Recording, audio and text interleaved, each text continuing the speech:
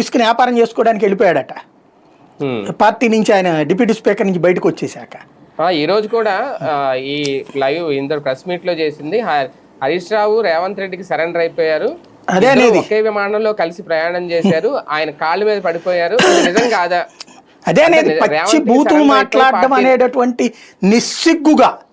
నిస్సిగ్గుగా మాట్లాడడం. ఈవిడ ఫ్లైట్లో కూడా బీజేపీ వాళ్ళు ఉంటారు, ఈవిడ వెళ్ళి వాళ్ళ కాళ్ళ మీద పడ్డట. లేదా ఈవిడ ఫ్లైట్లో కూడా కాంగ్రెస్ వాళ్ళు ఉంటారు, ఈవిడ వెళ్ళి వాళ్ళ కాళ్ళ మీద పడి వాళ్ళ కోసం ఇప్పుడు తన పార్టీని నాశనం చేస్తుందా? పాయింట్ ఏంటంటే హరీష్ రావు పార్టీకి ఓ రకంగా చెప్పాలంటే కేసీఆర్ ద్రోహం చేశాడు మధ్యలో కొన్ని రోజుల పాటు. చివరికి భోజనం చేసేసి దీక్ష కూడా విరమించేశాడు. ఉస్మానియా యూనివర్సిటీ వాళ్ళు కొడతాననకపోతే ఆయన దీక్ష కంటిన్యూ అయ్యి ఉండేది కాదు. అది కూడా మీడియా కూడా నాటకం ఆడి ఆ రోజున అర్రే దొంగచాటుగా పెట్టారంట అని చెప్పి అబద్ధాలు ఏదో చెప్పి కవర్ చేశారు ఆ రోజున. కేసీఆర్ కూడా ఉద్యమం నుంచి బయటకు పోయాడు కానీ హరీష్ రావు ఏనాడు ఉద్యమం నుంచి బయటకు పోలే. హరీష్ రావు ఒక్కడే ఉద్యమంలో కమిటెడ్. అక్కడ ఈటెల రాజేందర్ కమిటెడ్, తెలంగాణ జేఏసీ వాళ్ళు కమిటెడ్, ఉస్మానియా జేఏసీ వాళ్ళు కమిటెడ్, ఉద్యోగులు జేఏసీ వాళ్ళు కమిటెడ్.